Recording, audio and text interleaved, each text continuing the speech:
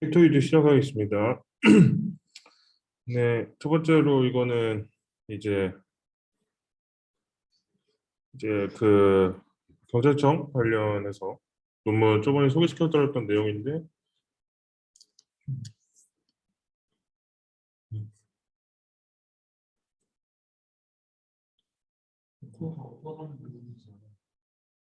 되고 있네.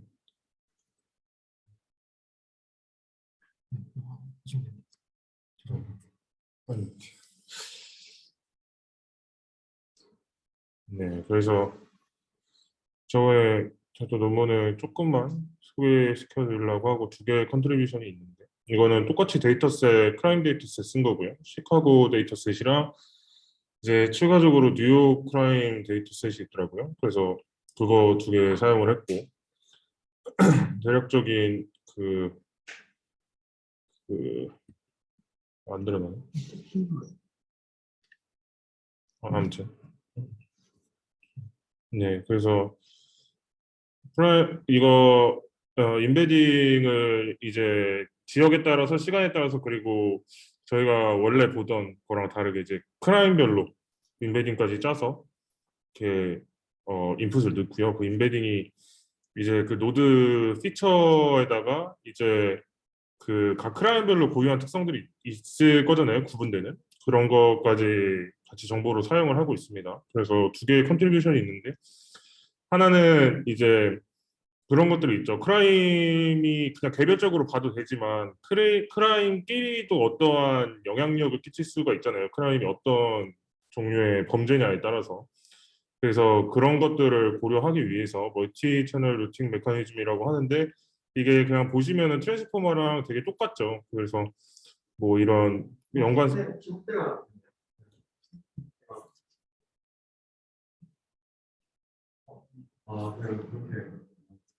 네. 그래서 그 어떤 특정 지역 기준으로 I라는 지역 기준으로 이제 J라는 지역과 이 컬이랑 키로 들어가서 그 인베딩이 그걸 트랜스포머 시켜서 뭐 로테이션을 만든 다음에 이게 뭔가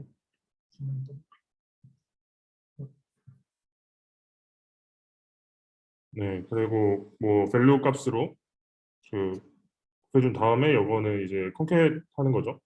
그래서 헤드가 H에 있다라고 보시면 되고 이거는 이제 각 크라임별로 그 크라임 대수랑 똑같진 않은데 그 크라임에 따라서 이제 정보를 뽑아내기 위함이고 그리고 하이퍼 그래프랑 하이퍼 엣지라는 게 있는데 여기서 이 그림에서 보시면 그 네, 이 노란색 부분이 이제 하이퍼 그래프에 해당이 되는데 이 하이퍼 엣지에 해당이 되는데 이게 왜 그러냐 왜 이런 거를 도입을 했냐면 그래프 특성상 이제 로컬한 그 인플루언스밖에 못 보는데 이거를 조금 더 글로벌리하게 보고 싶어서 이런 하이퍼 그래프를 도입을 했다고 해요. 그래서 하이퍼 그래프가 그냥 이게 되게 유명한 논문인데 그냥 이런 게 보통 그래프라고 하면 이제 이렇게 표시가 된 게 이제 하이퍼 그래프가 되죠. 그래서 여기 위에 보시면은 푸사이라는 그 함수가 나올 텐데 그 푸사이가 지금 그 매트릭스가 나올 텐데 그게 지금 여 오른쪽에 있는 이걸 뜻하는 거고요. 각 노드에서 이제 E1, E2, E3가 하이퍼 엣지가 되고 그래서 일종의 하나의 뭐 그 노드처럼 표기가 되죠. 뭐 노드는 사실 아니지만 그래서 위에서 이제 이 부분에서 노란색 이 점들이 하나하나가 하이퍼 엣지 E1, E2, E3, E3, E4, E5 이렇게 보면 된다고 보면 됩니다. 그래서 그거에 대해서 연관성을 고해가지고 이것을 도입을 하면은 이제 글로벌한 그 크라임별 특성들이 나올 수 있게 된다고 해요. 그래서 이 그림을 보시면 하이퍼 엣지가 이제 모든 리전이랑 다 연결이 돼 있거든요. 모든 리전에 대해서 모든 값을 갖고 있거든요. 하나의 하이퍼 엣지마다. 그래서 그 하이퍼 엣지 중에서 한 두 개 정도를 빼서 크라임 디스트리뷰션이랑 비교를 해봤을 때 이 크라임 디스트리뷰션은 이거 뭐 이런 범죄 종류 디스트리뷰션인데 그거랑 되게 유사하다라는 거죠. 하이퍼 엣지가 만들어내는 그 히트맵이. 네, 그런 내용이었습니다. 그리고 이거는 페이퍼리스트 제가 최근에 이제 GNA나 뭐 이쪽 그 좀 처음 하는 부분을 많이 보다 보니까 페이퍼리스트가 좀 중독된 사람들이 많더라고요. 정말 좀 많이 무서울 정도로 이거는清華대학교였나 그 쪽이었던 것 같은데 여기에 보시면은 이제 여기에 이제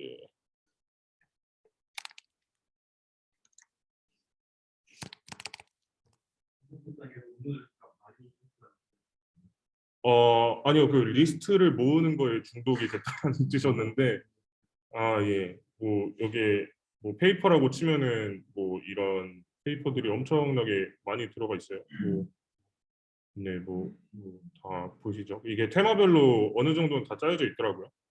그리고 이 사람은 진짜 뭐 하는 분이신지 잘 모르겠는데 이거는 이제 컨퍼런스별이나 아니면 연도별로 이걸 모아놓은 것 같아요. 그래서 이걸 들어가면은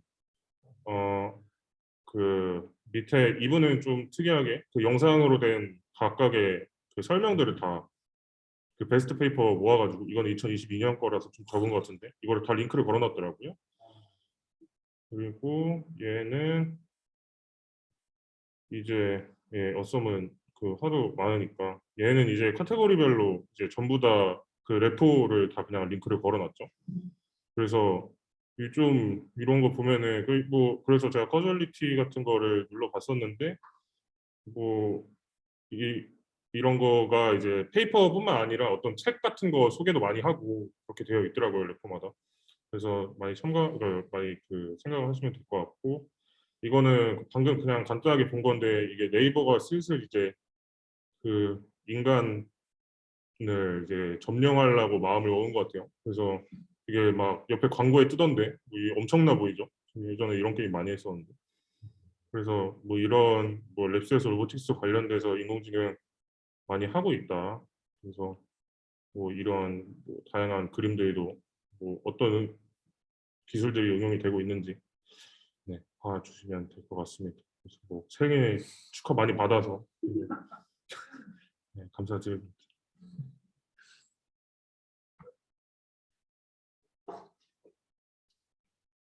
저는 원래 이걸 두 번째 말씀을 드리려고 했는데 첫 번째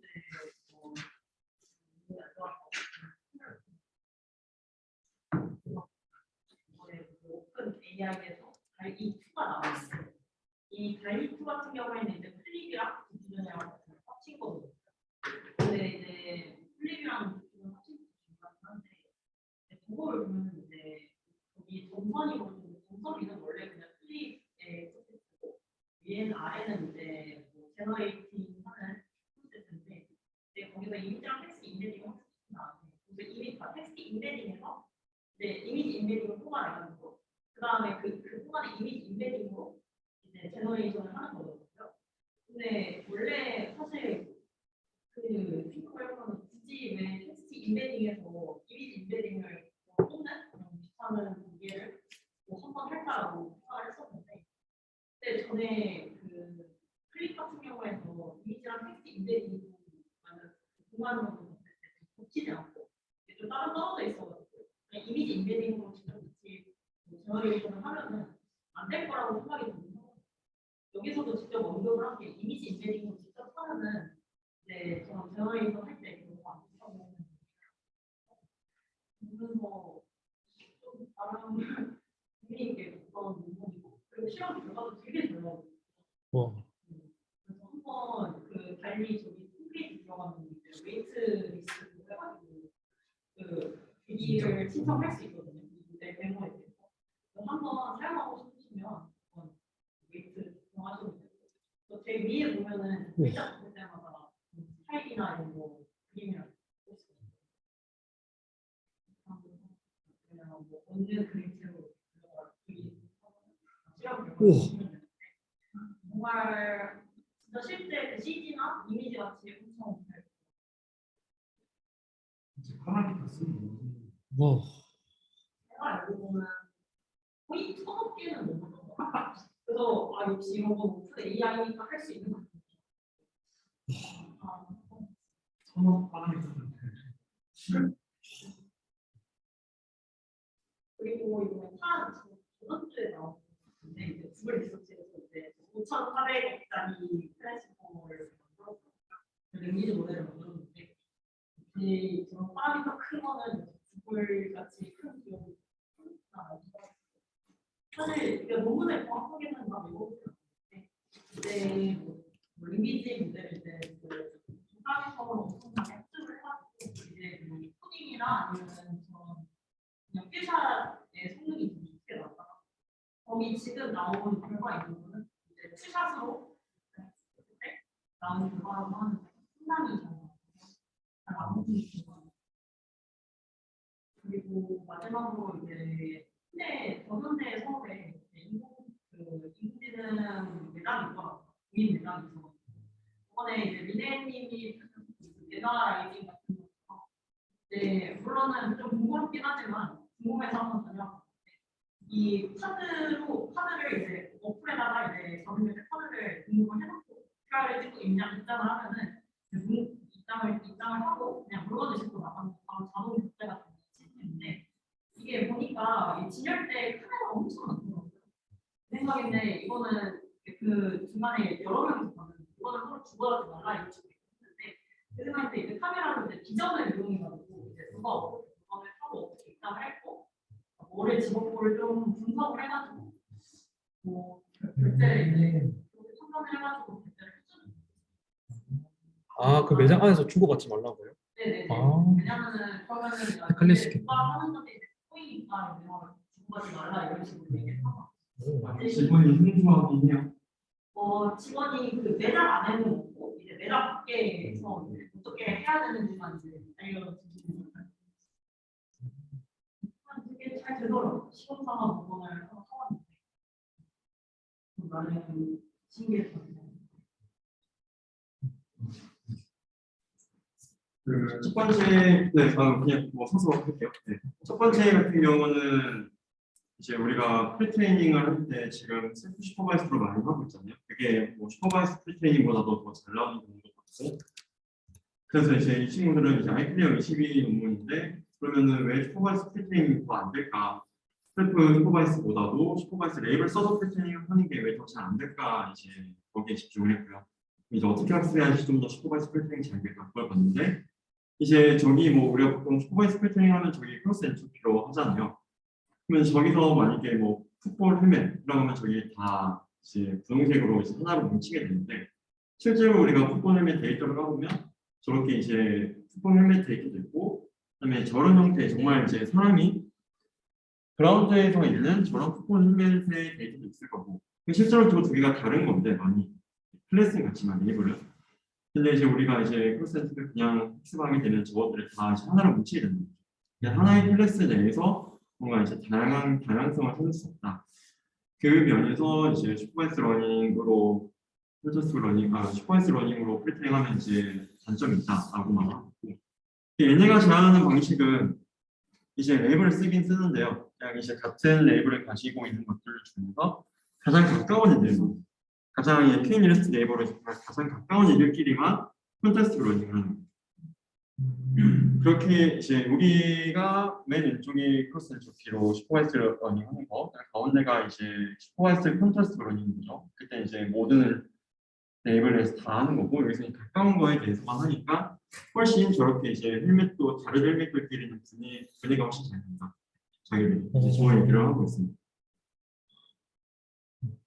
네, 두 번째는 이제 올해 나클에 실린 논문인 것 같은데요. 이제 우리가 뭐 대형 언어 모델이 그죠? 아까 예우님도 소개해 주셨고 계속 나오고 있는데 그러면 이제 그런 대형 모델에 대해서 우리가 계속 학습은 해야 되잖아요. 그럼 데이터가 새로 만들어지고 계속해서 우리는 뉴스 기사 새로 나오고 있고 트위터 계속 만들어지고 있고 그럼 이제 어떻게 업데이트를 할까 우리 모델을 이제 거기서 이제 이 논문에서는 그 용어를 이제 라이프롱 그냥 뭐 평생 교육하는 거죠. 평생 학습 그걸로 접근하고 있고 여기서는 뭔가 새로운 방법을 제안했다기보다는 기존의 컨티뉴얼 러닝으로 하니까 어느 정도 잘 되더라라는 거예요. 그래서 기존의 컨티뉴얼 러닝 중에서 이제 여러 가지 방법이 있는데 그중에서 가장 잘 됐던 거는 이제 데이터를 일단 어느 정도 리플레이 메모리라는 건 우리가 과거의 데이터를 계속 누적을 조금씩 모아내요. 그러니까 이제 우리가 뭐 오늘 이제 PLM 나왔죠. PLM이 이제 뭐 2022년 뭐 4월 초까지 데이터를 했을 때였죠. 그럼 이제 2022년 4월 초까지 데이터 중에서 이제 1000개 정도 뭐 랜덤 샘플링에서 메모리에 넣어놓고 2023년, 24년, 25년 뉴스에서 나오겠죠. 그것들이랑 같이 넣어서 같이 학습하는 그게가 리플레이 기반의 컨트롤 러닝이고 그냥 뭐 과거 데이터 쓴다는 거죠. 그리고 네, 샘플 가져와서 그 다음에 이제 여기서는 디스틸레이션을 하는데 디스틸레이션을 할 때 이제 두 가지 이제 그 디스틸레이션 할 때 이 친구들은 이제 로직 디스틸레이션이 가장 성능이 좋았다고 말할 수 있어요. 즉 그 말은 무슨 말이냐면은 예를 들어서 지금 원래 PAL의 현재 모델이 있어요. 현재 모델에 대해서 이제 2023년 데이터 넣었을 때 나오는 이제 아웃풋이랑 우리가 계속 업데이트해 나가겠죠. 그때 나오는 이제 아웃풋이랑 아웃풋 자체가 크게 또 달라지지 않죠. 과거 모델을 이제 어느 정도 유지하도록 하는 형태로 되고 있습니다. 그래서 여기서는 이제 어떻게 우리가 새로운 데이터를 업데이트할까에 대한 연구가 뭐 작년에 예원님 그때 뭐 딥마인드 논문이었나요? P4 논문 그때 P4 논문 있었잖아요. 그 프레임에 따라서 잘 안 된다. 아, 몇 개월 전에 이제 이런 게 중요하다라는 게 뭐 나왔었고 이제 해결책들이 나오고 있는 것 같아요. 그다음에 이제 한 가지 뭐 생각할 거는 그러면 우리가 새로운 데이터를 이제 학습하는 거는 이제 컨티뉴얼 러닝으로 하면 된다고 하는데 데이터를 그러면은 잊게도 할 수 있나? 라는 거. 그러니까 이제 우리가 만약에 과거에 이제 데이터 학습을 시켰어요. PLM이 뭐 데이터로 학습을 시켰는데 알고 봤더니 그 데이터 중에 걔네가 학습시킨 데이터 중에 몇 개는 라이센스 문제가 있거나 아니면은 뭐 올바르지 않은 뭐 문장이 많이 포함된 데이터거든요. 알고 봤더니 그러면 이제 얘를 다시 처음부터 다시 학습시킬 수는 없겠죠. 자, 그러면 그 데이터와 관련된 정보만 또 잊게 할 수 있을까? 라는 거죠. 그게 일반적인 뉴런에서는 지금 몇 개 된 게 있거든요. 근데 이런 대형 모델에 대해서는 아직 된 게 없는 것 같아요. 아마 그것도 뭐 조만간 또 나오게 되지 않을까. 네, 그런 생각이 드는 것 같습니다.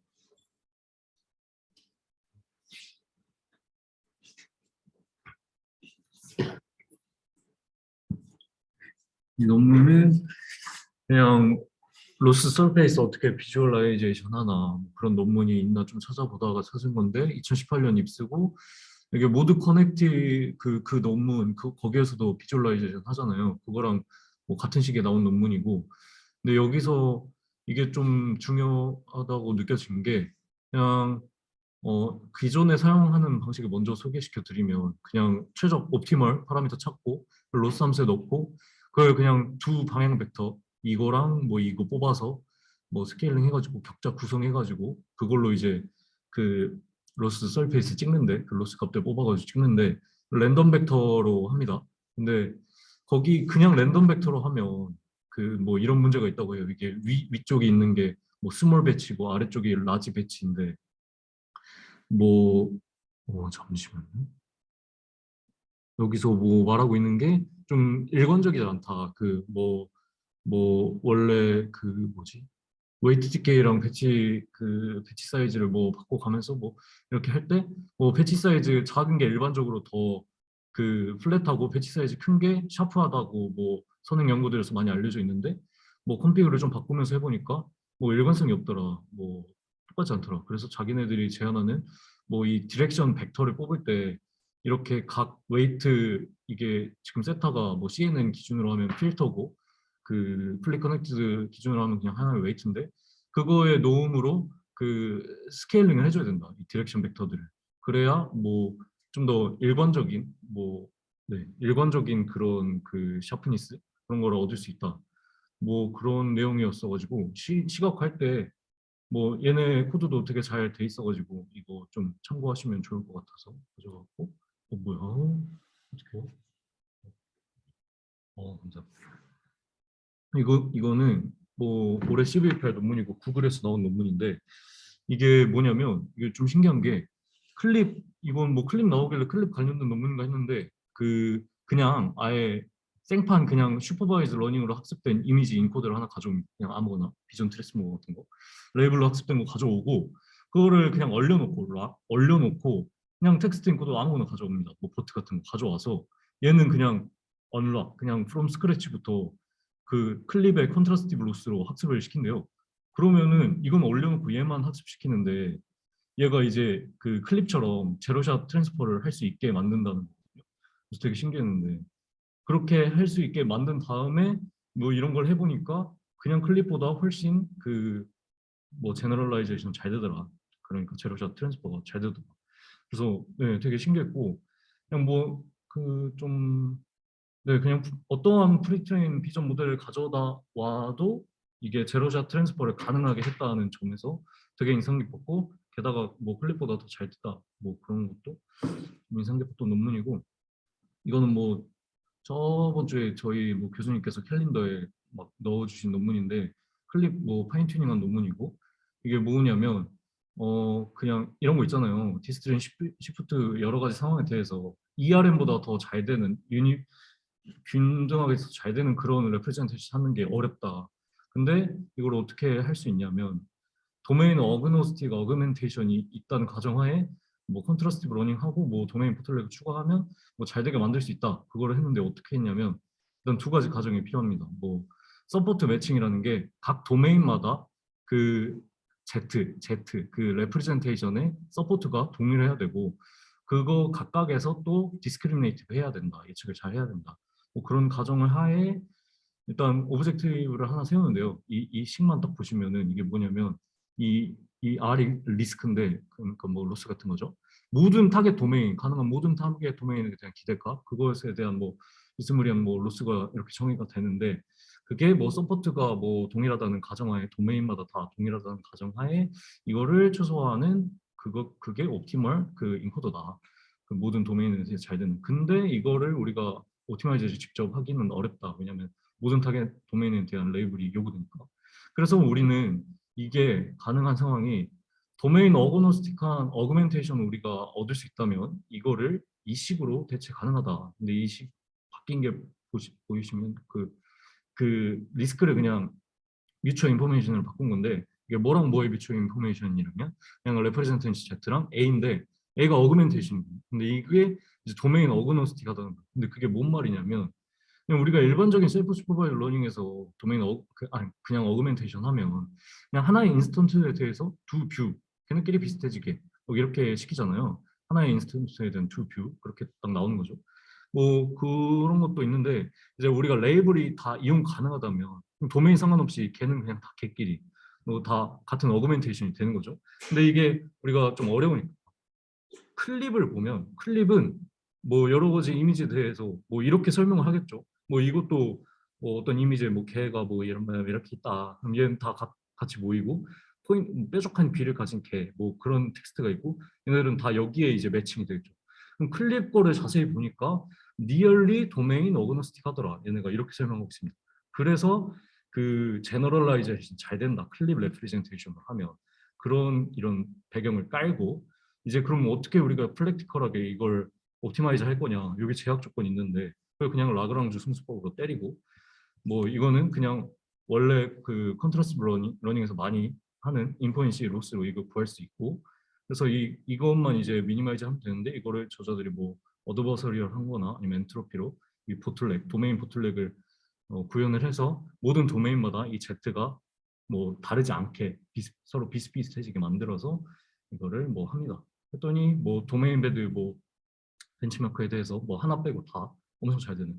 근데 여기서 저는 신기했던 거는 그냥 얘네가 제안하는 게 사실 이거거든요. 캐드. 근데 캐드를 안 쓰고 그냥 클립에 MLP만 붙여서 뭐냐 그 MLP만 붙이고 크로스 엔트로피 파인팅해도 도메인 배드 소토보다 더 잘 되더라고요. 그래서 아 그냥 네 되게 신기했습니다. 클립이 확실히 디스트리뷰션 시프트에 강하구나 생각을 했습니다.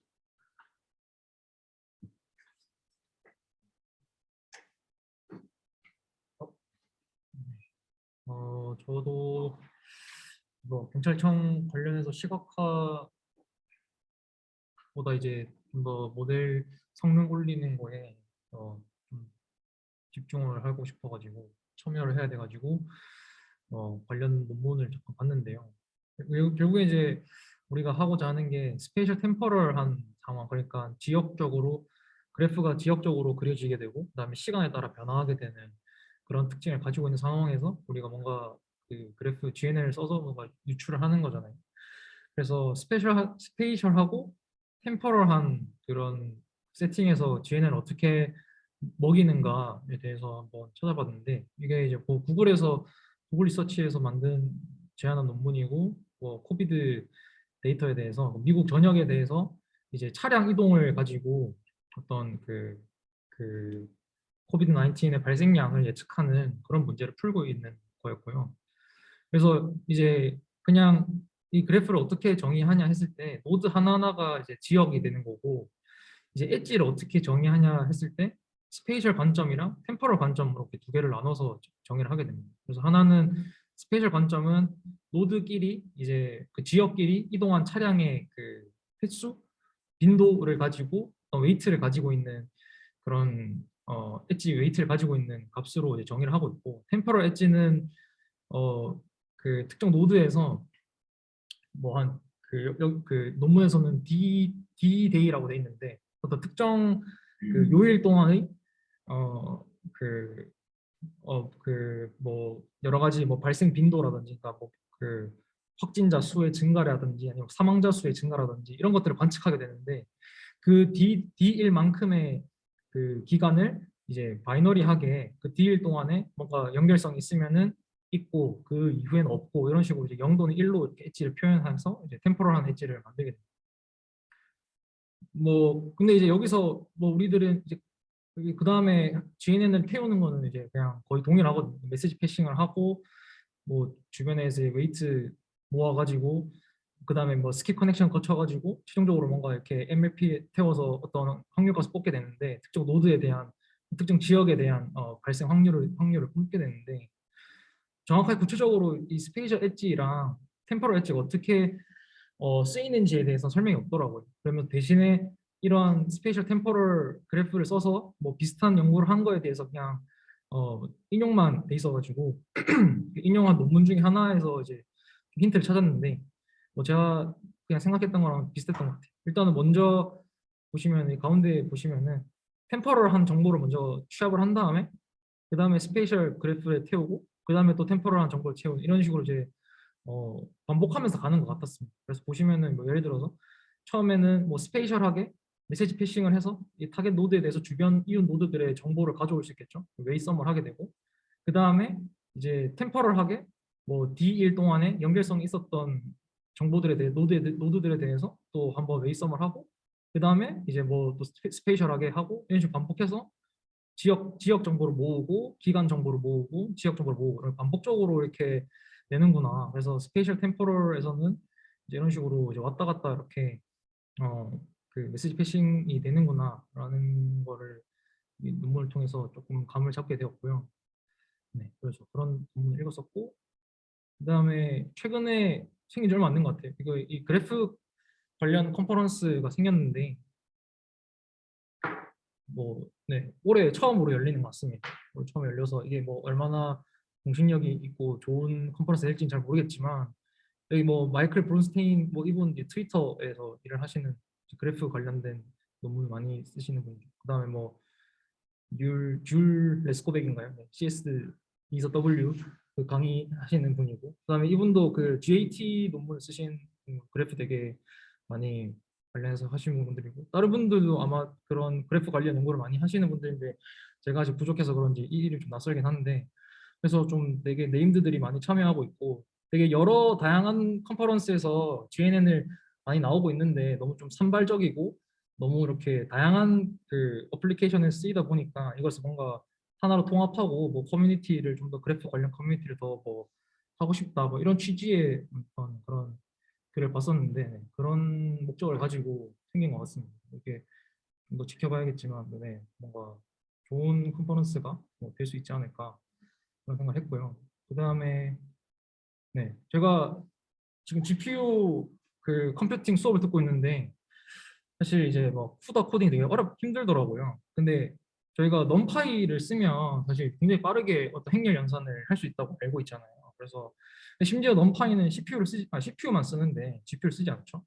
그래서 왜 이렇게 빠를까 해서 찾아봤는데 사실 좀 몇 가지 이유가 있었는데 좀 간단하더라고요. 일단은 넘파이는 그냥 파이썬 리스트랑 다르게 이제 호모지니어스한 데이터 타입을 가지고 있고, 그래서 이제 이게 그 메모리에 저장될 때 연속적으로 이렇게 저장돼 있어서 뭐 접근하기가 편한 것 같습니다. 다른 그냥 파이썬 리스트 쓰는 것보다 그런 장점이 있고, 두 번째는 이거 어떤 연산을 태스크를 수행할 때 여러 개의 조각으로 나눠가지고 패러럴하게 이제 평행하게 그 수행을 시킬 수 있는 그런 장점이 있는 것 같고, 그리고 이게 이제 뭐 C나 C++ 그리고 포트란 코드로 짜져 있는데, 그렇기 때문에 이제 이 코드들의 특성이 이제 파이썬에 비해서 굉장히 그 수행 시간이 굉장히 빠르기 때문에, 이러한 이유 때문에 넘파이가 CPU만 쓰고도 행렬 연산에서 굉장히 빠르다라는 걸 이제 알 수 있었고, 뭐 다음에 저는 이제 이런 우리가 인공지능을 연구를 하고 코딩을 하지만 뒤에 이렇게 넘파이 같은 것 없었으면은 굉장히 힘들었겠죠. 그래서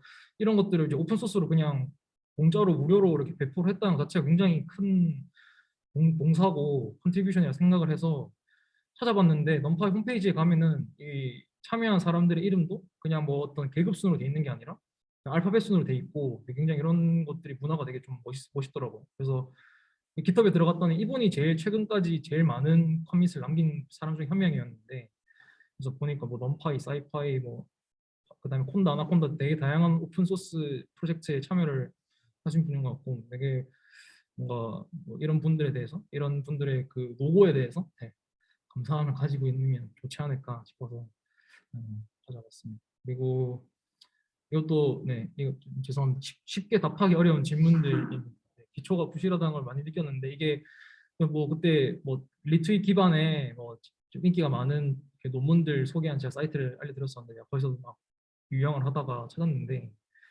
이제 뭐 Mathematics for 그 AI인데 논문이 그 길진 않았어요. 저는 이제 그런 뭐 AI 관련 수학 이런 건 줄 알았는데 그런 건 아닌 것 같더라고요. 간단하게 그냥 뭔가 소개하는 것 같았는데, 제일 마지막에 이제 이런 질문들이 있더라고요. 7가지 질문인데 한번 보시고 답이 바로바로 떠오르실지 모르겠어요. 저는 굉장히 답하기 어렵더라고요. 이게 뭐 깊이의 어떤 역할이 뭐냐, 그다음에 뭐 예를 들어서 뭐 왜 라지 뉴럴 네트워크는 오버피팅 하지 않느냐, 파라미터가 많으면 오버피팅 한다고 저희가 흔히 알고 있죠. 근데 왜 하지 않느냐, 근데 뭐 되게 굉장히 당연하게 생각했던 부분들에 대해서 있는데 제가 쉽게 뭔가 답하기가 어렵더라고요. 그래서 뭔가 제가 역시 공부가 많이 부족하구나 이런 걸 느끼면서 좀 흥미로운 질문들이 많았는데, 다음에 한번 생각날 때 답을 생각해 보시면 좋을 것 같습니다.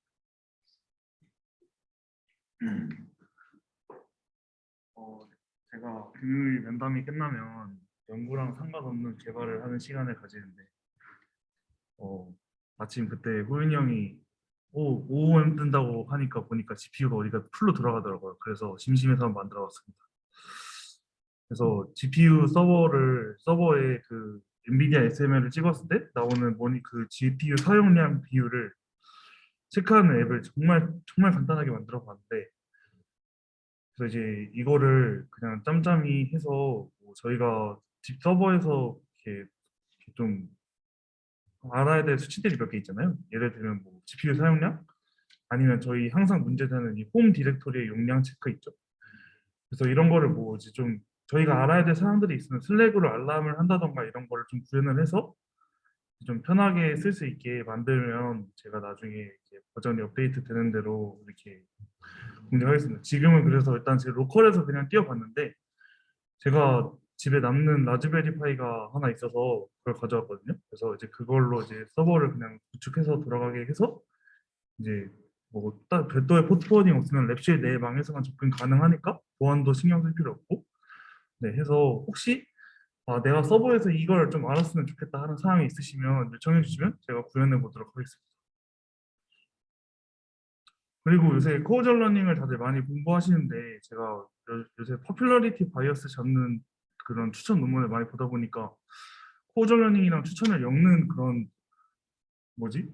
논문들이 좀 있더라고요. 그래서 이 친구 같은 경우에는 어떻게 코어절 러닝을 적용을 했냐면, 어떤 유저가 이제 그 아이템을 클릭했을 때, 그러니까 그 아이템과 상호작용이 일어났을 때 두 가지 요인이 있다고 판단을 정의를 했어요. 그래서 정말 내가 이 아이템에 정말 흥미가 있는지, 그러니까 나와 맞는 아이템인지, 그리고 컨포미티에서 내가 그런 다른 사람들의 그런 성향을 얼마나 따라가려 하는지 이렇게 두 개로 나눴습니다. 그래서 뭐 여기서 말하기를 뭐 이렇게 이런 세 가지 챌린지가 있었다고 하고, 그래서 이제 이 유저와 아이템의 그런 유사도를 체크하는 이 스코어를 이제 S 컨포미티와 스코어 컨포미티 스코어와 인터레스트 스코어로 나눈 다음에 이제 이거를 네거티브 샘플이 포지티브 샘플보다 유명한 인스턴스들, 포지티브 샘플이 네거티브 샘플보다 유명한 인스턴스들 이렇게 나누는데요. 여기서 인스턴스는 정말 유저와 아이템 간의 그런 상호작용을 의미하고, 포지티브 샘플은 내가 그 상호작용이 실제로 있었던 인스턴스들.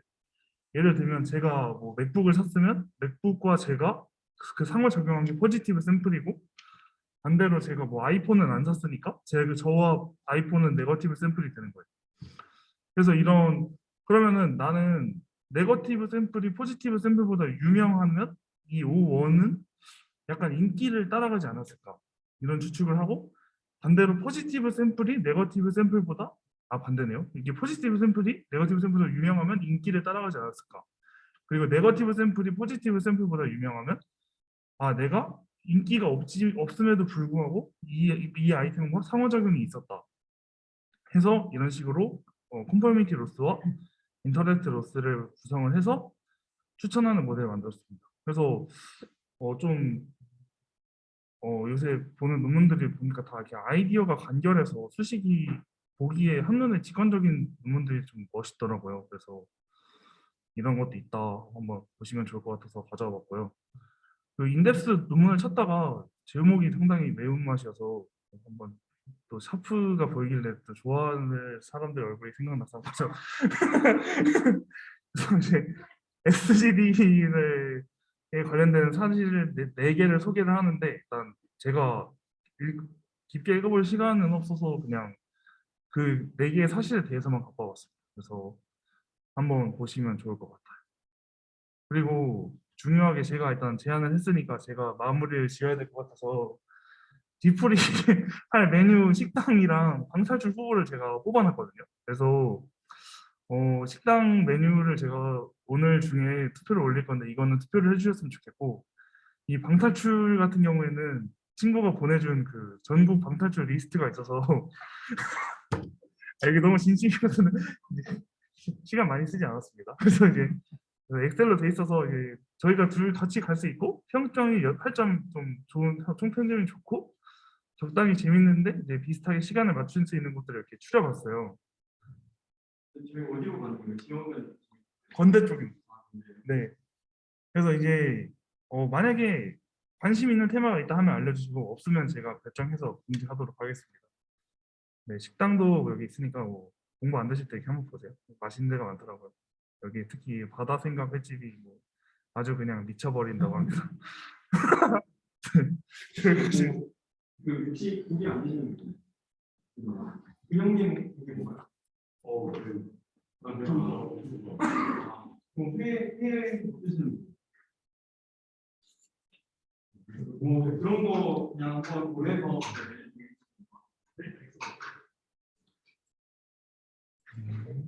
그러면 잠시만요.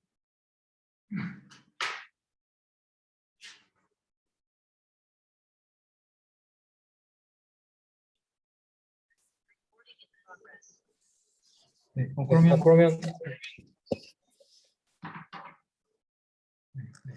세미나 발표를 시작하도록 하겠습니다.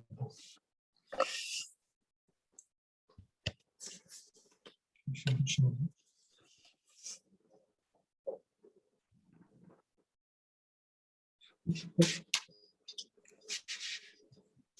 네.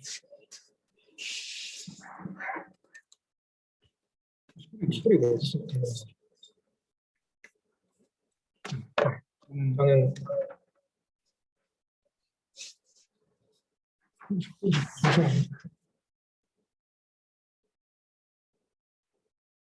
네, 그러면 발표를 시작하도록 하겠습니다. 제가 오늘 세미나로 발표할 논문은 로브스트 파인 튜닝 오브 제로샷 모델스라는 논문이고요. CVPR 22년에 소개된 논문입니다.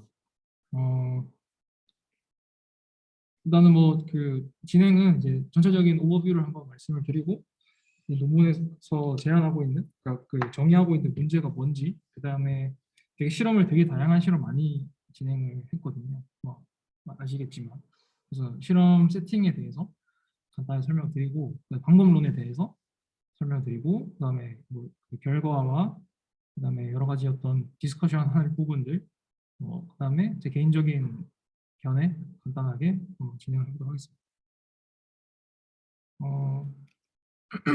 네, 그래서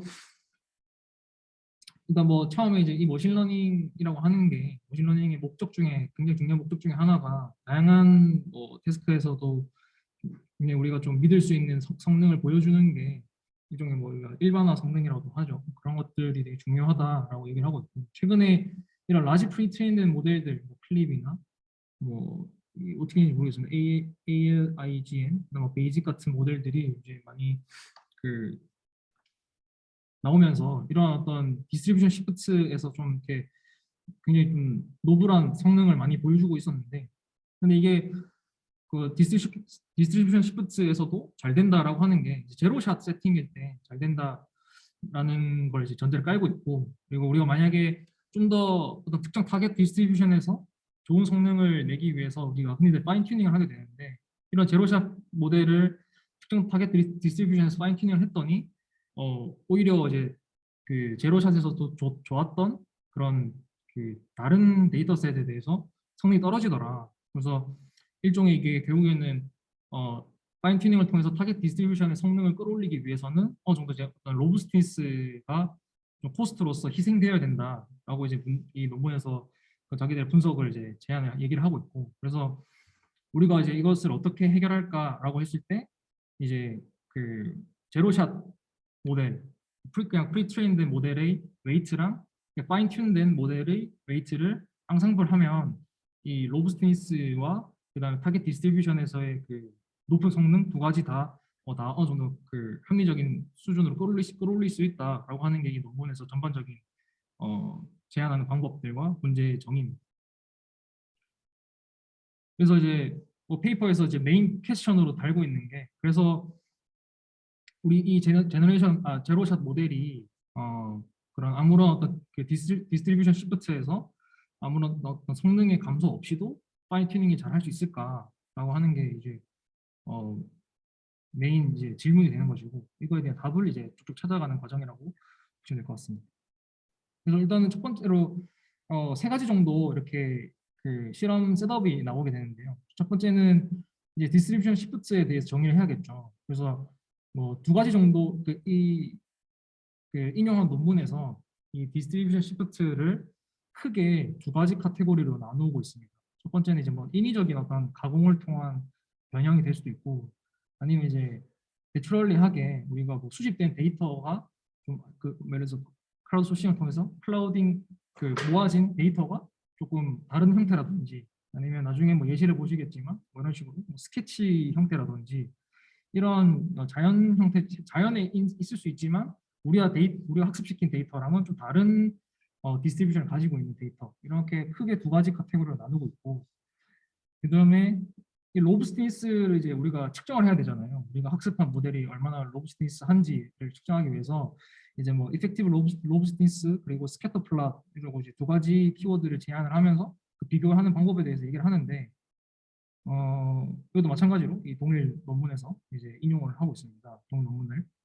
그래서 이제 이펙티브 로브스티니스는 뭐냐면 이 로브스티니스를 강건성을 이제 정량화를 하기 위한 방법이 되고요. 구체적인 그 식은 이제 뒤에서 제가 소개를 해드리겠습니다. 그 다음에 스캐터 플롯으로 이제 디스플레이를 하게 되는데, 그렇게 되면은 이제 X축에는 레퍼런스 디스트리뷰션, 그러니까 우리가 학습한 그 타겟 디스트리뷰션이 되는 것이고, Y축에는 이제 다른 데이터셋에 대한, 그러니까 디스트리뷰션 시프트가 일어난 데이터들에 대한 정확도를 이제 X축과 Y축에다가 그려서 모델들을 이제 플랫시킨 게 이제 스캐터 플랫으로 이제 그 정확도를 이제 보여주게 되는데요. 두 개의 데이터셋에 대해서. 이제 이거를 보여줄 때 이 X축에 대해서 이제 로짓 액시스 스케일링을 하게 됩니다. 그러니까 뭐 먼저 좀 보여드리게 되면 이 밑에 보시면 X축이랑 이 Y축에 이 뭐 지금 보시면은 뭐 어큐러시가 2%씩 이렇게 단위로 되어 있죠. 근데 이게 그 길이가 다 다르거든요. 그래서 이거를 좀 더 이거지 그 이런 것을 이렇게 이런 식으로 스케일링 한 거를 이제 뭐 로짓 엑시스 스케일링이라고 얘기를 하는데 되게 재밌는 게 이렇게 로짓 엑시스 스케일링을 해서 이제 봤더니 모델의 어떤 그 어큐러시 성향이 스캐터 플롯에서 리니어한 트렌드를 보이더라. 그래서 이렇게 리니어 트렌드를 보이니까 우리는 이제 로브스티스를 이제 평가하기가 훨씬 편하겠죠. 그래서 이게 두 가지 정도 세팅을 하고 있고 로브스티스에 대해서 그 다음에 뭐 제로샷 모델 그리고 뭐 대표적으로 클립을 가지고 이 논문에서는 이제 실험을 계속 많이 하고 있습니다. 이 정도 세팅을 간단히 말씀드렸는데 좀 구체적으로 보게 되면은 디스트리뷰션 시프트 같은 경우에는 이제 아까 말씀드렸다시피 인위적인 변형이 아니라 이제 내추럴리하게 구할 수 있는 데이터셋을 가지고 실험을 했고 그래서 이미지넷에 대해서 이게 이제 어떤 타겟 디스트리뷰션 혹은 레퍼런스 디스트리뷰션이 될 것이고 나머지 데이터셋들이 그 디스트리뷰션 시프트된 데이터셋으로 보고 이 데이터셋들에 대한 로브스니스를 우리가 이제 비교하게 될 겁니다. 그래서 뭐 이미지넷 V2, 이미지넷 R 뭐 이렇게 다양한 데이터셋을 가지고 있습니다. 그리고 네 아까 말씀드렸다시피 로브스니스를 우리가 정량화해야 되는데 여기서 이제 이펙티브 로브스니스를 정의를 하게 되는데요. 어떤 그 우리가 레퍼런스 어떤 모델이 레퍼런스 데이터셋에서 어느 정도 정확도를 보였을 때 그거를 보통 베타라고 하는 함수를 통해서 시프트된 데이터셋에서의 어큐러시를 이제 예측할 수 있다라고 했을 때 이제 이런 식으로 로브스티스에 대한 칙을 이제 구할 수 있게 됩니다. 네. 근데 만약에 예를 들어서 우리가 예상하는 그러니까 이 정도 레퍼런스 디스트리뷰션에서 이 정도 어큐러시를 가져서 우리가 예측을 했을 때 시프트된 디스트리뷰션에서 뭐 어느 정도 어큐러시를 가질 거야 라고 예상을 했는데 베타 함수를 통해서 예상을 하겠죠. 근데 그것보다 생각보다 더 잘 나왔다 라고 하면은 우리는 이 모델이 로브스니스가 더 좋구나. 즉 이 이펙티브 로브스니스가 양수가 나오게 되면은 우리는 이 모델이 좀 더 디스트리뷰션 시프트가 더 잘 됐구나 라고 이제 볼 수 있게 됩니다. 아까 말씀드렸다시피 이게 왜냐면은 이 엑시스를 스케일링 해가지고 이 X축에서는 레퍼런스에 대한 정확도, Y축은 디스트리뷰션 시프트 데이터에 대한 정확도를 플러스 시켰을 때 이런 선형 트렌드를 보인다고 했잖아요. 그래서 이 선형 트렌드를 통해서 어느 정도 우리가 레퍼런스에서의 정확도를 통해서 시프트된 데이터에서의 어떤 어큐러시를 예측을 할 수 있게 되는데 그것보다 더 높은 어큐러시를 보인다라고 하면은 로브스트가 좀 더 살아있구나라고 이제 예측을 할 수 있겠죠. 생각할 수 있겠죠. 그래서 이거를 이제 이펙티브 로브스니스를 통해서 이제 계산할 수 있게 되고 이것을 이제 플러스 시키게 되면은 아래 그림처럼 보이게 되는데요. 그래서 뭐 일반적인 그냥 트레인 이미지넷에 대해서 트레인한 모델들이 뭐 이런 선형성을 가지는 형태로 보인다고 했을 때 제로샷 클립 모델은 굉장히 높은 로브스니스를 보이고 있습니다. 선형을 가지고 있죠. 그래서 이 차이만큼을 보시게 되면 동일 성능 대비 제로샷 클립은 훨씬 더 높은 이만큼의 이펙티브 로브스니스를 가지고 있구나라는 것이 시각적으로 볼 수 있게 됩니다. 그래서 이 그림이 가지고 있는 게 뒤에 배경에는 이런 이펙티브 로브스니스가 있다는 걸 확인하시면 다른 그림들을 해석하실 때 조금 편하실 겁니다. 이거는 이제 이 X축, 그러니까 엑시스 스케일링 된 걸 이제 말씀드리려고 가져온 거고 뒤에 좀 더 자세하게 분석을 해보도록 하겠습니다. 그 다음에 마지막으로 이제 사용한 모델은 이제 기본적으로 클립을 사용을 하고 있고요. 클립은 이제 다들 잘 아시다시피 이제 뭐 이미지 인코더랑 텍스트 인코더에서 각각 이미지 인베딩과 텍스트 인베딩 뽑은 다음에 이제 컨트라스티브 러닝을 해서 이제 인베딩을 학습을 하는 거잖아요. 이미지 피처를 이제 추출하는 그런 인코더를 학습을 하는 방식인데 그럼 이제 이거를 가지고 우리가 하고자 하는 거는 뭐 레퍼런스 디스트리뷰션이나 아니면 뭐 시프트된 디스트리뷰션에서 정확도를 예측하는 클래시피케이션을 예측하는 거니까 이 클립을 가지고 클래시피케이션 할 수 있어야겠죠. 그래서 여기서는 어떤 식으로 하냐면 이제 뭐 클립 모델에서도 이제 논문에서도 제안을 했듯이 이제 이미지 인코더 이미지가 들어오면은 그 이미지에 대한 클래스를 뱉어야 되는데 그거를 이제 텍스트 인코더에 뭐 이제 클래스 후보들 있지 않습니까? 그것들에 대해서 뭐 포토 오버 뭐 도그, 포토 오버 플레인 이런 식으로 쭉 클래스를 문장을 만들어 가지고 텍스트 인코더에 태워서 다 인베딩을 뽑은 다음에 컨트라스티브 러닝을 해서 다 그 내적을 통해서 이제 가장 뭐 값이 높은 문장에 대한 그 오브젝트를 예측 클래스로 뽑게 됩니다. 그래서 이거를 식으로 간단하게 표현하면은 밑에 보이시는 것처럼 이 fx라고 하는 클립 모델 클립으로 한 클래시피케이션 모델은 이 gx가 얘가 그 이미지 인코더거든요. 이미지 인코더에서 나온 벡터랑 그다음에 이 제로샷 매트릭스 얘는 텍스트 인코더에서 나온 이 텍스트 벡터를 열로 가지는 매트릭스가 됩니다. 그러면은 D는 여기서는 이제 그 클래스 개수가 되고 D는 그 텍스트 인베딩 벡터 사이즈가 되고 K는 클래스 개수가 되는 거거든요. 네, 그렇게 해서 이제 두 개 이 연산이 요 위에 보이시는 이 그림과 똑같은 거죠. 요 연산과 똑같습니다. 이렇게 하면은 이제 그냥 프리트레인된 모델 가지고 제로샷으로 해서 제로샷 클립을 해서 예측을 할 수 있게 되는 거죠. 클래스에 대해서. 그래서 우리는 이런 식으로 해서 이제 클립으로 제로샷 예측을 한다라고 이제 보시면 될 것 같고요. 전체적으로 그래서 어떻게 하냐라고 하면은 제로샷 모델이 일단 있습니다. 클립이 있죠. 클립을 가지고 레퍼런스 디스트리뷰션에 대해서 혹은 이제 우리가 좀 잘 학습시키고 싶은 타겟 디스트리뷰션에 대해서 파인 튜닝을 하게 됩니다. 일반적인 파인 튜닝을 하게 되고 그래서 이 STRREF는 이제 트레인 레퍼런스 디스트리뷰션에서 트레인 셋을 말하는 거거든요. 그래서 파인 튜닝을 하게 되고 그럼 이제 파인 튜닝된 모델을 얻게 되겠죠. 네. 그리고 이제 뭐 제로샷 모델로 그 레퍼런스 디스트리뷰션에서 테스트하고 파인 튜닝된 모델도 테스트하고 그 다음에 다른 데이터셋 아까 전에 그 이미지 넷 말고 나머지 5가지 뭐 시프트된 디스트리뷰션 데이터셋에 대해서도 테스트합니다.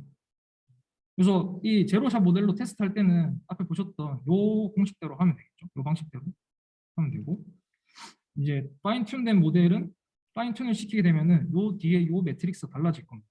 그죠? 요 달라진 매트릭스를 가지고 학습된 매트릭스를 가지고 예측을 하게 되겠죠.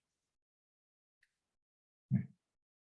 그래서 뭐 일단은 그 결과를 보기 전에 그럼 이 방법론들이 뭐냐? 어떻게 그러면은 이 앙상블 아까 전에 제가 뭐 그 제로샷 모델의 웨이트랑 파인 튠된 모델의 웨이트를 뭐 이제 앙상블 한다고 했는데 어떻게 하냐라고 하면은 2가지 페이지로 일단은 하게 됩니다.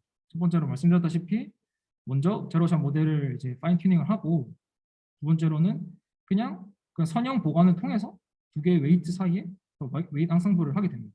아마 네 구체적으로 어떤 식으로 이제 되는지 보시게 되면은 처음에는 일단은 우리가 파인 튜닝을 해야 되니까 아까 전에 그 제로샷 있던 그 텍스트 이미지 텍스트 인베딩이 그 벡터로 이렇게 붙어 있는 그런 매트릭스가 아니라 이제 우리가 순수하게 학습해야 되는 이 매트릭스가 있겠죠. 그래서 걔랑 그다음에 이미지 인코더랑 아까 전에 보셨던 것처럼 이제 내적을 해서 그 곱을 해서 이제 어떤 스코어를 구하게 되잖아요. 그래서 뭐 이런 식으로 식을 세울 수 있게 되고 모델을 구성할 수 있게 되고 좀 더 이제 이 웨이트에 대해서 우리가 봐야 되기 때문에 이 V 인코더라고 해가지고 이미지 인코더에 있는 매트릭스 그 웨이트를 따로 이렇게 떼어서 표기를 했습니다. 표기를 했고 뭐 클래시파이어에 대한 이 매트릭스는 네 사이즈가 똑같아야겠죠. 아까 전에 그 제로샷에서 있던 거랑 그래서 D by K로 되어 있고 그래서 뭐 특정 뭐 F라고 하는 모델의 파라미터는 뭐 이렇게 2개의 파라미터로 크게 2개로 나눠서 파라미터를 이제 보여줄 수 있게 되고 그다음에 뭐 로스 펑션은 그냥 우리가 크로스 엔트로피 로스에다가 뭐 레귤라이제이션 붙여가지고 우리가 흔히 알고 있는 그런 로스 펑션에 대해서 최소화시키는 세타를 찾으면 됩니다. 이런 식으로 이제 파인 튜닝을 하게 되겠죠. 근데 이제 파인 튜닝 할 때 다들 아시다시피 크게 두 가지로 이제 파인 튜닝 할 수 있게 되는데 첫 번째는 전체 파라미터를 다 학습하는 게 있고 두 번째는 마지막 예측단만 학습하는 게 있잖아요. 그래서 뭐 첫 번째는 엔드 투 엔드로 학습할 수도 있고 아니면은 뭐 마지막 단에 있는 리니어 클래시파이어만 학습할 수도 있게 되는데 이때는 그 이미지 인코더는 이제 픽스를 시켜야겠죠. 그렇게 해서 파인 튜닝 하고 나면은 이제 웨이 스페이스에 대해서 앙상블을 해야 되는데 웨이트를 이제 앙상블 할 건데 굉장히 간단합니다. 그냥 1-알파 아니면 알파 각각 곱해가지고 이제 뭐 웨이썸을 해주면 됩니다. 이때 세타 제로는 제로샷 모델, 프리트레인된 그냥 모델에 대해서 그 모델의 웨이트고 제타 1은 이제 파인 튠된 모델의 웨이트가 됩니다. 그래서 그 두 개를 뭐 알파라고 하는 또 하이퍼 파라미터를 조정해서 비율을 조정해가지고 이제 웨이트 스페이스에서 앙상블을 해준 다음에 그걸 그냥 이 전체 모델의 어떤 웨이트로 사용을 하게 되면 이제 우리가 이 논문에서 제안하는 방법론이 끝나게 됩니다.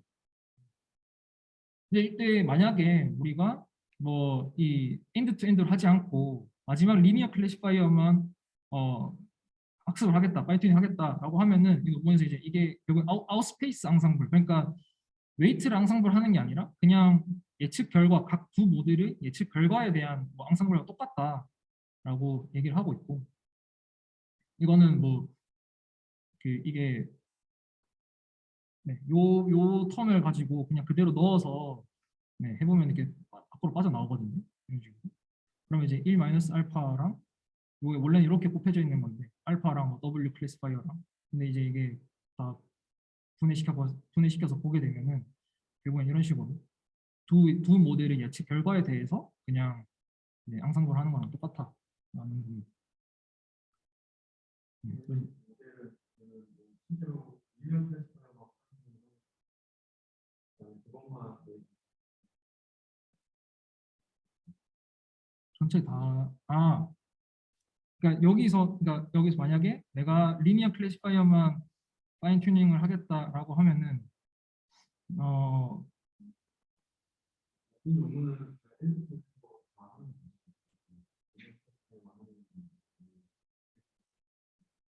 이 논문은 일단 두 가지 다 실험을 하고 있고 결과적으로는 이제 엔드 투 엔드가 좀 더 좋은 성능을 보인 걸로 방법별로 보면 다 모든 네 맞습니다. 엔드 투 엔드로 하게 되면 모든 웨이트에 대해서 다 앙상블을 하게 됩니다. 그래서 이제 결과들을 좀 쭉 보시게 되면요 이제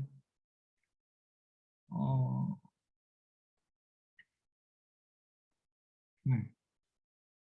네, 이게 왼쪽 첫 번째 그림이 이제 보시면은 뭐 아래 리니어하게 보이는 이 선이 이제 뭐 그 이미지넷에서 학습시키고 이제 다른 데이터셋에 대해서 어큐러시를 측정했더니 나오는 어떤 그런 리니어한 트렌드인데 제로샷 클립으로 했더니 이제 지금 이 별표가 아마 이제 그 이미지 인코더가 달라짐에 따라서 이제 좀 다른 성능을 이제 여기 플러스 시킨 거겠죠. 그래서 제로샷 클립을 했더니 그냥 프리트레인된 클립 가지고 와서 그냥 바로 이미지넷 예측하고 다른 이미지넷 뭐 V2 같은 거 예측했더니 이런 식으로 그려진다라는 거죠. 그래서 이미 제로샷으로도 좋은 어떤 이펙티브 로브스틴스를 확인할 수 있는데 만약에 우리가 얘를 이미지넷에 대해서 파인 튜닝을 하면은 파인 튜닝된 이미지넷에서는 엄청난 성능 효과를 가져오지만 반대로 이제 다른 디스트리뷰션 시프트에서는 성능이 저하되는 걸 볼 수가 있습니다.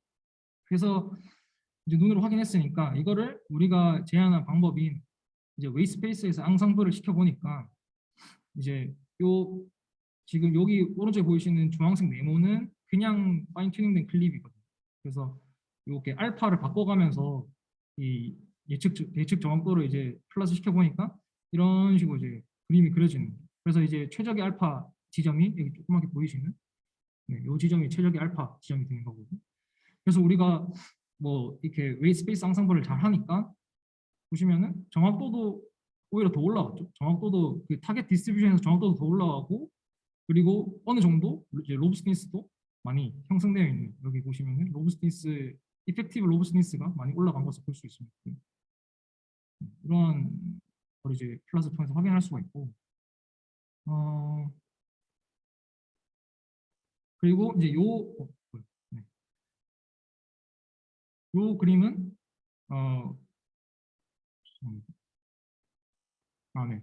이게 이 네모 모양이 이제 엔드 투 엔드로 클립을 그 파인팅 시킨 거고 이 마르모 볼은 이제 리니어한 그 마지막 단 부분만 이제 마지막 단이라기보다는 인코더를 제외한 이 클래시파이어 부분만 이제 학습을 시킨 거거든요.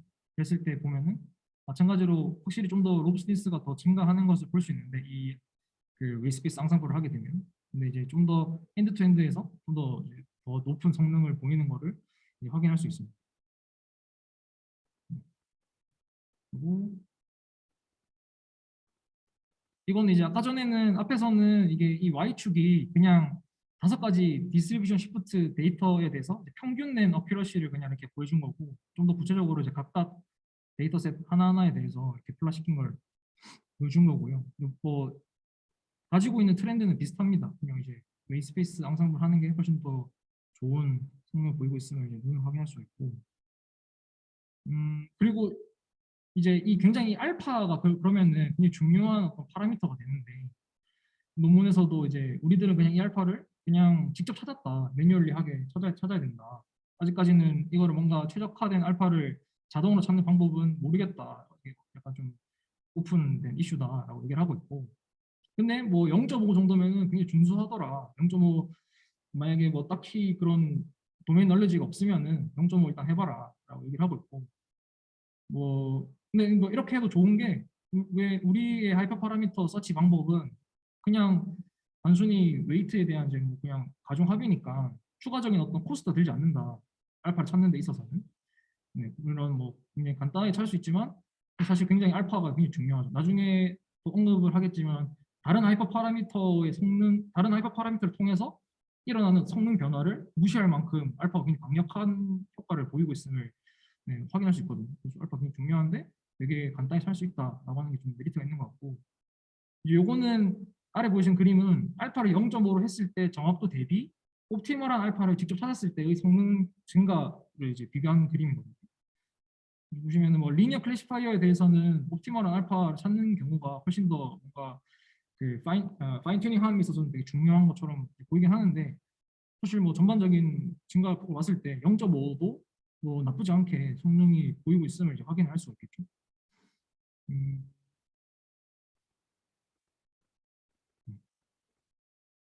그리고 이거는 이미지넷이랑 좀 더 다양한 데이터셋에 대해서 이제 학습을 했을 때 그 성능 변화를 보여주고 있는데, 역시나 이제 뭔가 말하고자 하는 트렌드 하는 건 이제 비슷한 것 같습니다. 우리가 뭔가 웨이스페이스 앙상블을 했을 때 좀 더 로브스니스가 증가하고 있음을 보이고 싶었던 것 같고, 네.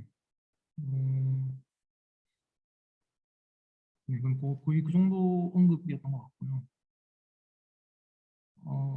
네, 이게 아까 제가 말씀드렸던 그 이제 하이퍼 파라미터를 변화시켰을 때 뭐 성능 변화를 확인할 수 있고, 그다음에 근데 결국에는 우리가 알파를 어떻게 잡냐에 따라서 사실은 그런 것들보다 더 도미넌트하게 뭔가 성능을 더 좋은 로브스니스를 확보할 수 있다라고 하는 게 이 장표를 통해서 설명하고 싶은 것 같고, 뭐 예를 들어서 보시면은 그리고 어떤 하이퍼 파라미터의 변화에 대해서 단순히 타겟 디스트리뷰션만 보면 안 된다라고 하는 게, 보시면은 이게 뭐 내가 예를 들어서 러닝 레이트를 뭐 10의 마이너스 5승이랑 3의 마이너스 5승 이렇게 두 개를 바꿔서 했는데 사실은 타겟 디스트리뷰션에서 차이가 별로 없죠. 근데 뭔가 디스트리뷰션 시프트 된 로브스티스 관점에서는 차이가 엄청나게 많이 나는 걸 볼 수 있습니다. 그래서 이런 관점에 봤을 때는 뭐 이렇게 이런 타겟 디스트리뷰션만 보면 안 된다. 해박 파라미터가 변하는 건데 그런 얘기를 하고 있고, 그 다음에 뭐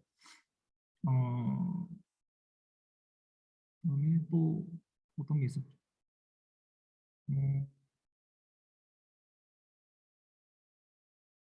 네.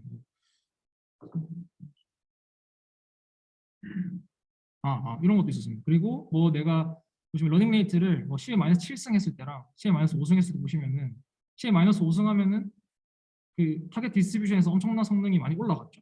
많이 올라갔지만 오히려 로브스티스는 떨어지는 그런 것도 보여주기 때문에 뭐 이렇게 한쪽만 봐서는 안 된다라는 얘기를 하고 있었고, 어쨌든 우리 알파만 잘 잡으면 웨이스페이스에 쌍성분을 잘하면은 어느 정도 성능 보장 잘 된다라고 하고 있는데, 제가 한 가지 조금 제 생각을 좀 얹어보자면, 여기서 보시면은 다양한 하이퍼 파라미터 이제 세팅에서의 어떤 정확도들인데, 결국에는 제일 좋은 성능을 보이려면 일단은 타겟 디스트리뷰션에서 제일 좋아야 된다고 저는 생각을 하거든요. 타겟 디스트리뷰션에서 제일 좋은 일단 파라미터 찾아야지 거기서 뭔가 앙상블을 했을 때 제일 좋은 로브스티스 한 어떤 그 파라미터 포인트를 찾을 수 있는 게 아닌가. 네. 여기서 그 이미 타겟 디스트리뷰션에서 성능이 낮은데 갑자기 여기서 이렇게 대각선 위로 올라가는 거는 거의 지금 없는 것 같아가지고 네, 그런 생각을 좀 했었고요. 그다음에 뭐 데이터 어그멘테이션에 대해서도 이제 실험을 하게 됩니다. 이제 그 본 실험에서는 그냥 뭐 간단한 뭐 굉장히 미니멀한 어그멘테이션만 했다라고 얘기를 하고 있고, 이제 여기서 이제 그 어펜딕스에서 좀 더 추가적인 실험을 했을 때는 좀 더 강한 어그멘테이션을 줬다라고 얘기를 하고 있는데, 뭐 저는 그요 오른쪽 상단에 있는 이 피규어가 좀 되게 눈에 들어왔었는데, 보시면은 어그멘테이션 강하게 했더니 뭐 다양한 하이퍼 파라미터에 대해서 지금 거의 지금 로브스티스는 거의 일정한데 그 정확도가 계속 올라가는 형태를 가지고 있죠. 그래서 뭔가 좀 더 어그멘테이션을 많이 강하게 하면 할수록 어떤 로브스티스가 어느 정도 좀 이렇게 어느 정도 일정해진다라고 해야 되나요? 그냥 그런 성향을 띠는 게 아닌가라는 생각을 했었고, 왜냐하면 비교해 보시면 조금 다르거든요, 트렌드가. 네, 이게 좀 더 이렇게 곡선 형태를 뭔가 띠고 있죠. 로브스티스가 뭐 증가하다가 뭐 이렇게 다시 떨어지고 이런 형태인데, 여기서는 거의 뭐 일정하게 뭔가 어느 정도 어느 지점까지는 일정 형태를 보이는 게, 그런 점에서 어그멘테이션과 로브스티스가 뭔가 연관성이 있지 않을까 그런 생각을 했었고, 근데 어쨌든 여기서도 뭐 굉장히 한 가지 얻어갈 거는 그냥 알파만 잘 잡아서 웨이트 항상분만 잘하면은 성능이 어느 정도 보장되고 있음을 보이고 있죠. 그리고 이거는 우리가 그냥 웨이트 항상분을 했더니 뭐 제로샷 했을 때보다, 그 다음에 타겟 디스트리뷰션에서 파인 튜닝 했을 때보다도 성능이 더 올라가더라 라고 하는 게 이제 그 실험에서 보여주고자 하는 것들이고요. 뭐, 네, 그냥 그 정도입니다. 그냥 훨씬 더 정확도가 더 올라간다, 알파만 잘 찾으면, 하고 있고, 뭐 이건 이제 다양한 다른 모델들에 대해서도 실험했다는 거 보여준 건데, 저는 이제 VRT가 좀 되게 신기했던 게, 보시면은 이게 제로샷이고 빨간 색깔 이 오악형이, 이 주황 색깔 오악형이 파인 튜닝 된 거거든요, 엔드 투 엔드. 근데 이제 파인 튜닝 했더니 정확도도 올라가고 로브스틴스도 올라갔어요. 그래서 되게 뭐지, 얘는 보통 다른 거 보시면은 다 떨어지잖아요. 이렇게 다 떨어지는 트렌드를 가지고 있는데 얘만 대각선으로 올라가고 있더라고요. 그래서 얘도 조금 올라가긴 하는데, 그래서 굉장히 뭔가 VRT가 뭔가 로브스틴스에 있어서 좀 강력한 뭔가 그런 게 있는 건가라는 생각을 했었고, 그래서 되게 좀 신기했습니다. 근데 뭐 어쨌든 여전히 뭐 우리는 뭐 알파만 잘 찾으면 된다. 근데 여기서는 그러네요. 얘는 타겟 디스트리뷰션에서의 어떤 성능이 제대로 뭐 그게 안 되네요. 0.5일 때. 뭐 옵티멀한 걸 찾아도 이기지 못하네요. 그래서 되게 좀 신기했습니다. VIT는 이런 특징이 있구나라는 걸 알 수 있었고. 그래서 논문에서 이제 뭐 디스커션과 컨클루전에 대해서 이제 쭉 하면서 마무리를 하게 되는데, 네, 한번 볼게요. 하나하나. 뭐 이제 제로샷과 뭐 파인 튜닝 모델은 이제 뭔가 서로 상호 보완적이다라는 이제 제목이었습니다. 디스커션에 제일 처음에 첫 단락으로 나오는 말이. 그래서 이게 상호 보완이 무슨 말이지? 라고 했었는데, 이제 결과적으로 보면 이제 뭐 이러한 장표를 제가 설명을 드릴 건데, 그 전에 이제 우리가 알아야 되는 게 두 가지 메트릭이거든요. 하나는 이제 프리딕션 다이버시티라는 게 있고, 하나는 이제 뭐 CKA 컴플리먼트라는 게 있는데, 이게 뭐냐면 이 프리딕션 다이버시티는 보신 것처럼 만약에 예를 들어서 두 모델이 있다라고 했을 때, F 모델과 G 모델이 있다고 했을 때, F 모델도 예측을 할 거고 G 모델도 예측을 하겠죠. 예를 들어 제로샷 모델도 예측을 할 거고 파인 튠 모델도 예측을 할 거예요. 그러면은 만약에 제로샷 모델이 예측을 했는데, 제로샷이랑 그 파인 튠된 모델이 둘 다 특정 I 데이터셋에 대해서 클래스에 대한 예측을 했는데 둘 다 다른 답을 말했고 그 중에 하나는 맞았을 때, 그 중에 제로샷은 맞았을 때를 다 카운트해서 뭐 DF라고 합니다. 그래서 좀 더 다시 정리해서 말씀드리면, 예를 들어서 F 모델이 있고 G 모델이 있는데 둘 다 어떤 아이템에 대해 어떤 데이터에 대해서 예측을 했는데 뭐 F 모델은 틀렸는데 G 모델은 맞았을 때를 다 카운트해서 DG라고 이제 합니다. 그래서 그 두 개를 다 개수를 합해가지고 그 평균을 내는 값이 이제 prediction diversity가 됩니다. 그래서 뭐 두 모델이 뭐 다양하게 이제 답을 내는데 어쨌든 둘 중에 하나에는 답이 있다는 거죠. 그 정도 비율을 이제 prediction diversity라고 하고, 뭐 centered corner alignment complement라는 게 있는데, 이게 정확하게 이게 뭔가 싶어가지고 그 논문을 좀 보고 했었는데, 이게 하나하나 보시면은 결국에는 G도 모델이고 F도 모델이거든요. 이게 각각 S가 피처 그 벡터가 됩니다. 그래서 G 모델이 만들어내는 그 피처 모델, 그러니까 그 특정 데이터에 대한 벡터랑 이제 F 모델이 만드는 벡터의 그 시밀러 얼마나 시밀러한지를 또 수치화했다고 보시면 될 것 같은데요. 이게 높을수록 두 모델이 만들어내는 피처가 비슷하다라고 이제 그렇게만 보시면 될 것 같습니다. 그래서 이거를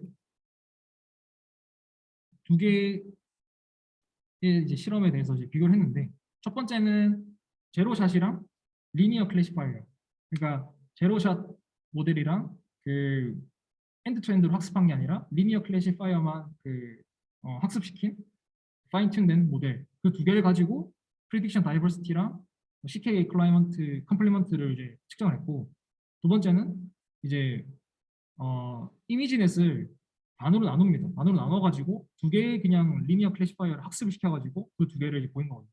그래서 뭐 이 두 개 차이가 뭐냐라고 하면은 제로샷이랑 리니어 클래시파이어는 일단 제로샷의 그 웨이트를 리니어 클래시파이어 가지고 있죠. 처음에 학습할 때. 그 다음에 오른쪽에 보이시는 이제 주황색으로 표시된 이 투 리니어 클래시파이어는 그냥 다른 데이터셋에 대해서 두 개의 다른 이제 웨이트가 학습이 되는 거라고 보시면 됩니다. 그래서 얼마나 프리트레인이 얼마나 어떤 이 두 개 사이에 어떤 공통점을 가지는지 아니면 상호 보완성을 가지는지를 이제 수치해서 보여줬다라고 저는 해석을 했고요. 그래서 프리딕션 다이버시티를 보시게 되면은 제로샷 한 거랑 파인 튜닝 한 게 훨씬 더 높게 나오죠. 이게 무슨 말이냐면은 뭐 나는 틀렸지만 너가 맞춘 거, 너가 맞췄지만 내가 틀린 게 이런 게 많다라는 거죠. 서로 상호 보완할 수 있다라는 걸 보여주고 있고. 그다음에 뭐 두 개의 그냥 독립된 리니어 클래시파이어로 했더니 걔네들은 그냥 내가 틀리고 너가 틀린 게 그냥 다르다는 거, 별로 관련성이 없다라는 거. 그리고 CK 컴플리먼트를 보시게 되면 굉장히 작게 여기 있긴 하거든요. 근데 거의 없죠. 그러니까 결국엔 리니어 클래시파이어 두 개가 만들어내는 그 피처가 별로 시밀러하지 않다라는 거고, 이 제로샷 모델이랑 파인 튠된 모델이 만들어내는 피처는 그 굉장히 시밀러하다라고 이제 해석을 하면 됩니다. 그래서 되게 재밌는 게 두 개의 프리트레인 모델이랑 뭐 파인 튠 모델이 만들어내는 피처는 시밀러하지만 또 어떤 예측에 있어서는 서로 상호 보완적인, 내가 맞으면 너가 틀리는 게 많고 너가 맞아서 내가 틀리는 게 많다라고 하는 게 되게 재밌는 부분이었던 것 같습니다. 그래서 그렇기 때문에 뭐 이게 양상분 했을 때 뭐가 예측이 올라간다 뭐 이런 뭐 얘기를 또 하는 것 같았고, 그리고 또 재밌는 분석을 하게 되는데, 이제 왼쪽에 보이시는 그림이 뭐 제로샷 오버라이즈랑 뭐 제로샷 이즈 오버리드는 있는데, 이게 뭐냐면 제로샷도 예측을 하고 파인튠도 예측을 하잖아요. 근데 제로샷 예측을 하고 파인튠 예측을 했는데, 파인튠은 이제 틀리고 제로샷의 예측이 맞았는데 이게 앙상블한 예측이랑 맞았을 때 이게 제로샷이 뭐 오버라이드 했다, 앙상블에 있어서 이제 오버라이드 했다, 좀 더 뭐 강한 영향을 끼쳤다, 이렇게 볼 수 있겠죠. 그 반대인 경우는 제로샷이 오버리드 됐다라고 얘기를 하고 있고, 이때 앙상블은 알파가 0.5를 고정을 했을 때 앙상블을 얘기를 합니다. 그래서 뭐 이비지넷에 대해서는 직관적으로 그럴 것 같아요. 그죠? 제로샷보다는 파인튠된 모델이 좀 더 강력하겠죠. 그렇기 때문에 제로샷이 오버리드 되는 게 더 크다고 볼 수 있고, 그와 조금 비슷한 이미지넷 V2가 그 바로 밑에 뭐 이어져 있는, 저는 이런 식으로 해석했거든요. 그래서 뭔가 대각선으로 내려갈수록 뭔가 그 타겟 디스트리뷰션과 훨씬 어떤 그 디스트리뷰션 시프트가 강해지고 있음을 그럼 이런 이 제로샷 오버라이즈 그래프를 통해서 알 수 있지 않을까, 이런 생각을 했었고, 그다음에 오른쪽에 보이는 그림은 네, 이게 결국에는 두 개가 그 웨이트 앙상블을 할 때 웨이트를 앙상블 시킨 다음에 예측을 하고 뭐 소프트맥스를 해가지고 확률을 구하잖아요. 그렇기 때문에 뭐 이 논문에서는 그런 확률 값에 대한 분석을 하는 게 아니라 이 그 모델이 뱉어내는 어떤 스코어에 대한 이제 분석을 하기 위해서 그 뭐 메저링 모델 컨피던스를 따로 이렇게 정의를 하게 됩니다. 이게 식이 없네요. 그래서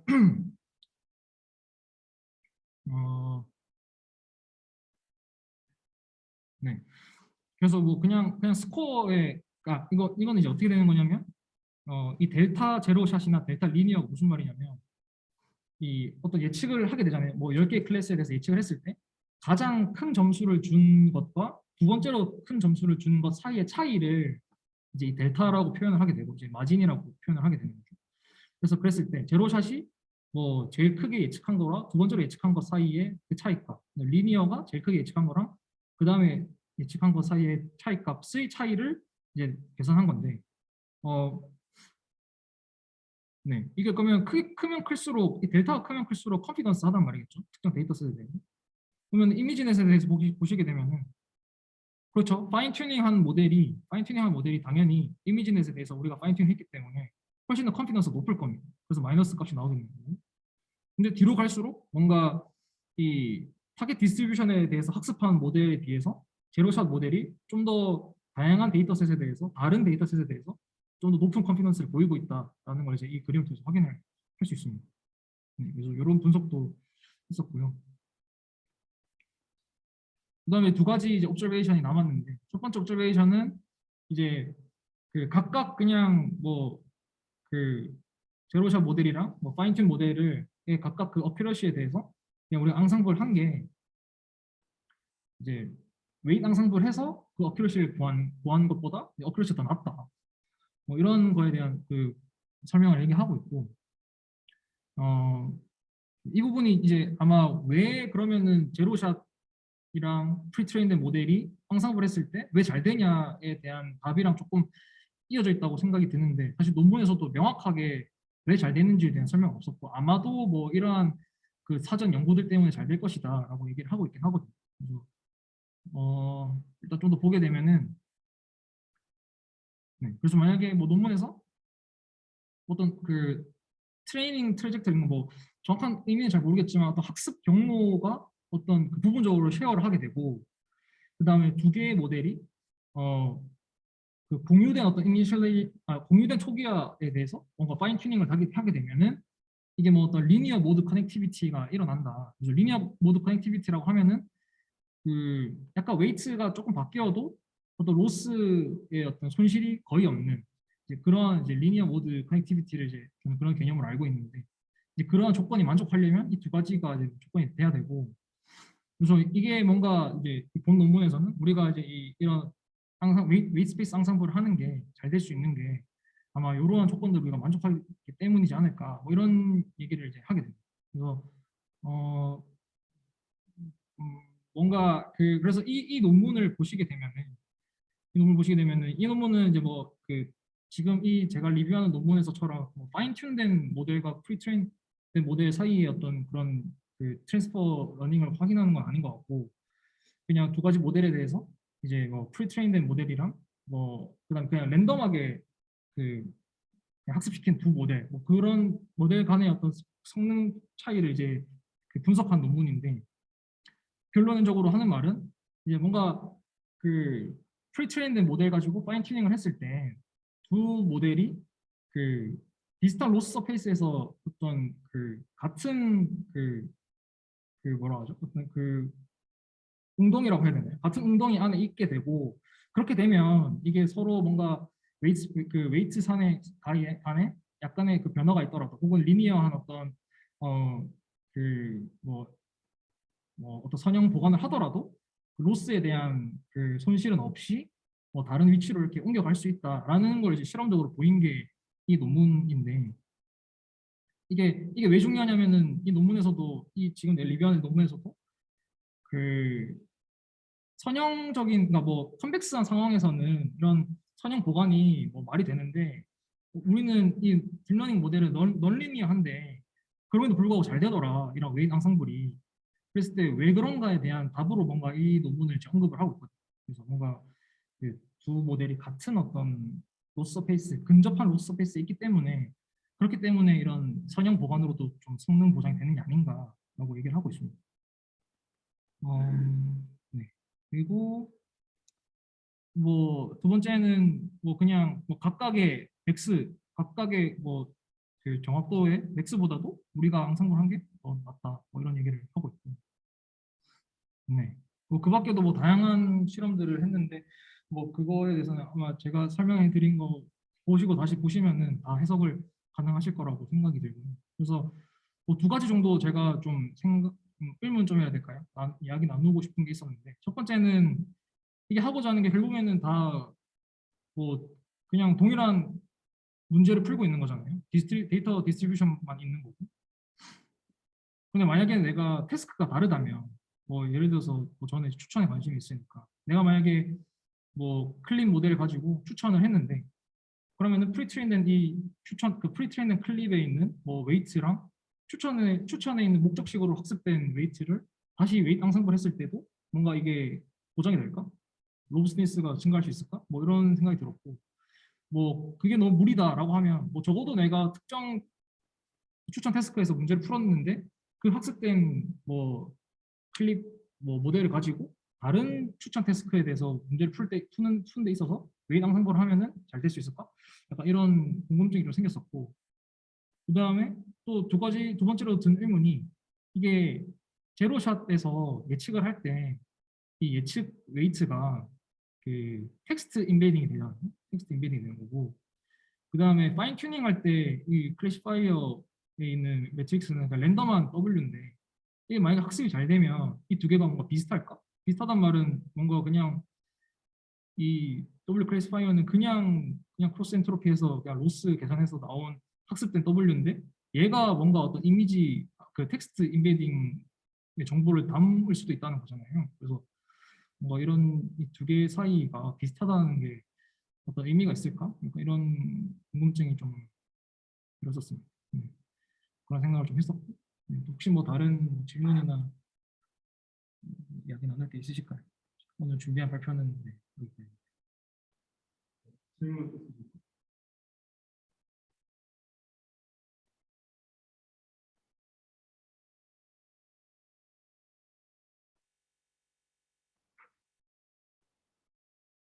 아니면 프롬프트로 파이팅은 그때는 전문 어, 이거는 많이 데이터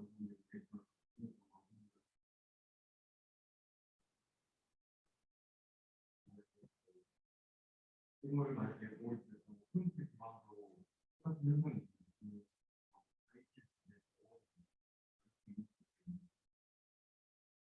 뭐 프롬프트 했을 때 똑같은 현상이 나타난다.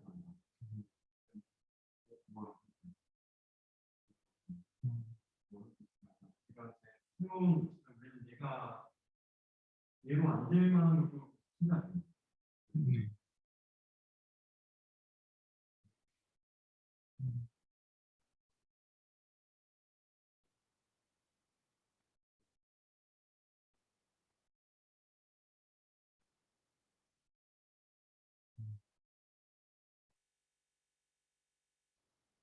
네.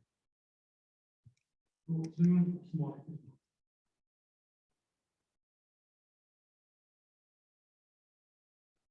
있으신가요? 네, 고생 많았습니다. 네, 수고하셨습니다.